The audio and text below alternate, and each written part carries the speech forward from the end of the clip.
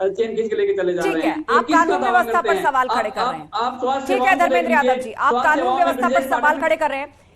मैं रोकना चाहूंगी, जवाब हम राकेश जी से लेंगे, लेकिन एक बड़ी खबर इस बीच। उन्नाव में 3 नाबालिग वोटर्स को हिरासत में लिया गया है। फर्जी आधार कार्ड से ये वोटिंग कर रहे थे।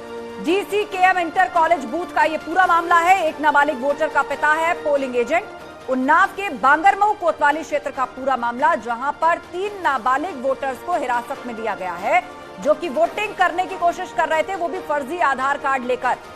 DCKM इंटर कॉलेज बूथ का मामला।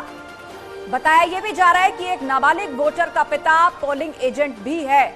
उन्नाव के बांगरमऊ कोतवाली क्षेत्र में यह घटना हुई है, जहां पर 3 नाबालिग फर्जी तरीके से वोट डालने की कोशिश कर रहे थे। आधार कार्ड इनके पास फर्जी था, लेकिन पकड़े गए। उनको हिरासत में लिया गया है, पूछताछ की जा रही है। एक नाबालिग का पिता पोलिंग एजेंट भी बताया जा रहा है।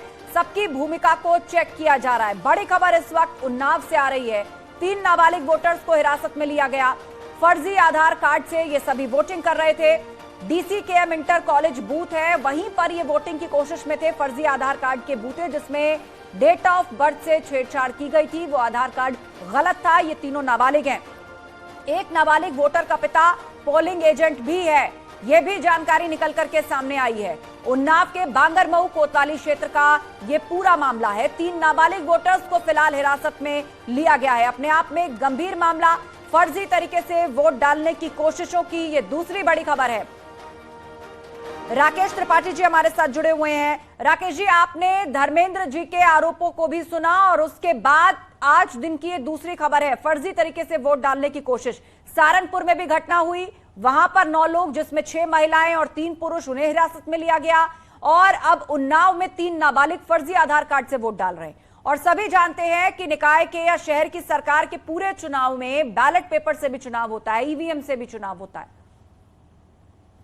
देखिए, भारतीय जनता पार्टी इस बात को लेकर के पहले ही अपनी कंसर्न व्यक्त कर चुकी है कि कहीं भी किसी स्थिति में अगर कहीं मतदाता पहचान पत्र से मतदाता का मिलान करने के बाद ही वोट डालने दिया जाए, अगर कहीं भी इस प्रकार का कोई फर्जी प्रयास करता है, फर्जी वोटिंग का या बोगस वोटिंग का, तो वो लोकतंत्र को चोट पहुंचाने का प्रयास कर रहा है।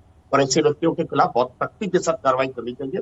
मैं विश्वास व्यक्त कर रहा हूँ कि निर्वाचन आयोग एक सख्ती के साथ पारदर्शी चुनाव व्यवस्था को संपन्न कराने का काम कर रहा है। और इसीलिए स्थान स्थान से इस प्रकार की खबरें आ रही है कि कहीं कोई बोगस वोटिंग करने का, फर्जी वोटिंग करने का अगर प्रयास कर रहा है, तो उसको उसकी धरपकड़ भी हो रही है, उसको पकड़ा भी जा रहा है।